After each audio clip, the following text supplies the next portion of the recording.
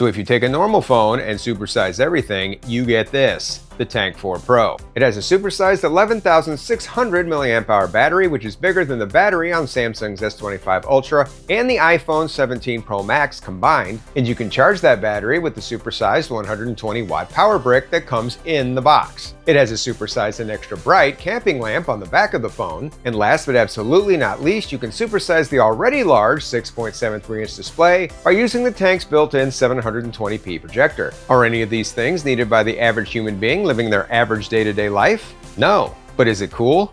Yeah, I think it is. Now, whether you call this beast a rugged smartphone or a projector phone, this is the first phone like this I have reviewed. And even still, I have found some pretty cool use cases for the Tank's supersized feature set, like pairing my Xbox controller to it and using the auto-focusing and auto-keystoning projector to turn it into a gaming console with a 72-inch screen. And the phone's supersized battery can keep the party going for between 3 and 4 hours depending on the game. And if you use the phone like a normal person doing normal phone things, you can get close to up to 3 days of battery life. And the 120-watt charge brick, which is faster than any phone charge brick I've ever tested here in the States, can get that huge battery fully juiced in just over an hour. But the crazy thing is, the supersized feature I've definitely used the most on the Tank 4 Pro is this huge light. The people at 8849 call it a camping lamp, but I call it the Retina Destroyer. Because if you are accidentally even kind of looking at the thing's direction, when you turn it on, it feels like you are shooting a piece of the sun directly into your brain. Ouch.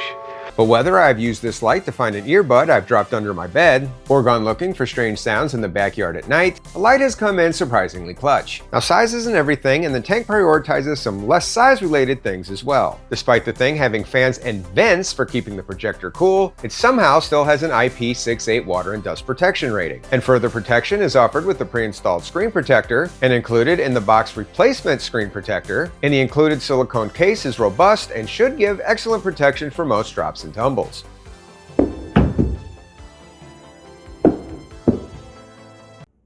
Seriously, how hard is it to get a phone to fly down a flight of steps?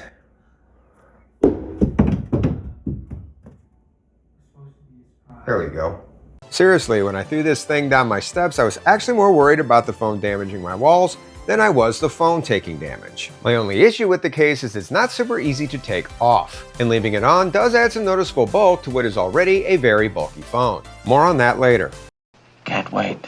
The Tank 4 Pro is also nicely spec'd out. It comes running the Dimensity 8300, which these days would be considered a higher-end mid-range chip. And the phone had no issues or dropped frames in any of my projector gaming sessions. And you can grab the phone in 2 different variants, one with 16 gigs of RAM and 512 gigabytes of storage, and an even more ridiculous 18 gigs of RAM with a full 1 terabyte of storage. And both models allow you to allocate an additional 16 gigs of virtual RAM. But the cherry on top is you can add an additional 1 terabyte of storage using the micro SD card slot, which is part of the dual SIM card tray. Oh yeah, there's also a headphone jack, which I haven't seen on any phone I have reviewed in years, and an infrared blaster, which I haven't seen for even longer. And when you're not using the projector, the phone's screen is also really nice. It's a 6.73 AMOLED panel sporting 1440 by 3200 resolution with a 120Hz refresh rate that gets plenty bright enough to be seen outdoors. It supports NFC for wireless payments, and finally, while the phone's huge camping lamp and metal casing means it obviously won't support wireless charging, it does support 25-watt reversed wired charging.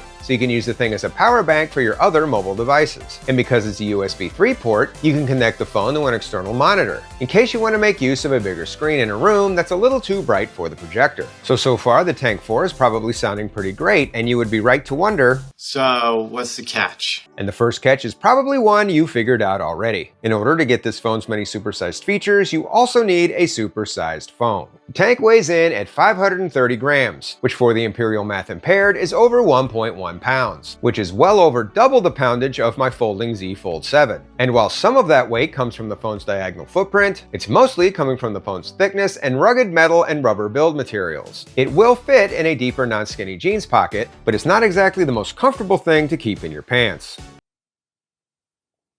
And there are some other compromises as well. To 8849's credit, the 3 camera sensors on the back of the phone are actually real cameras. There's no stupid depth sensor or macro camera wasting space. Photo quality isn't going to win any MKBHD camera awards. However, admittedly, it is much better if you use the phone's super resolution mode. But you can only use the super resolution mode when using the 50 megapixel main sensor, and not the 50 megapixel 3.4 times telephoto sensor. Low light photography is also predictably unimpressive. However, when it's really dark, it does have an infrared camera, and it works pretty well. And this has actually really come in handy when babysitting our granddaughter, because now we can check on her without the risk of waking her up. There's no ultra-wide sensor, but it does have a built-in Pro mode for making manual adjustments that some more expensive phones still don't have. Looking at you, Apple. Ooh, shots fired. Video quality is similar to photo quality with no noticeable stabilization, and while you can shoot in 4K, you will only be doing so at 30 frames per second. And this is the audio and video you can expect to get from the forward-facing camera. And this is what it looks like indoors in consistent lighting. And besides the cameras and bulk, there are a few other things I need to mention here as well. Both the fingerprint sensor found on the power button and face unlock have a half-tick delay. Haptics are strong enough, but a bit mushy. The speaker is nice and loud, but the quality is just okay.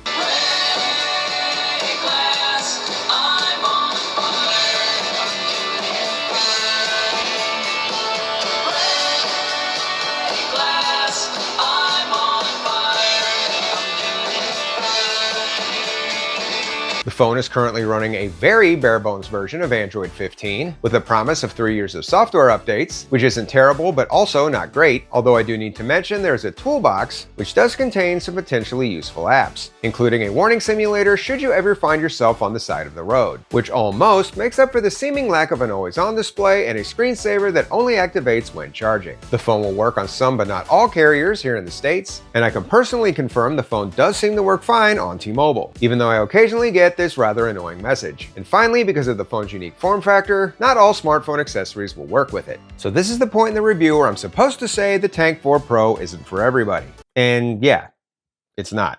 And that's okay because it's not made for everybody. It's made for a user who places extra high value on things like durability, battery life, charging speeds, and overall utility, and is willing to give up certain more pocketable conveniences to get it. And I think its current $610 starting asking price is fair and can certainly be worth it for that user. Well said. Well, that's all the information I have for one day. If you wind up picking up the Tank 4 Pro, please feel free to share your thoughts about it down in the comments. That way we can all continue to learn from each other and make more informed buying decisions. As always, I hope you found this video useful. Thank you for watching, and until next time, this is Rando Tech Info, signing out.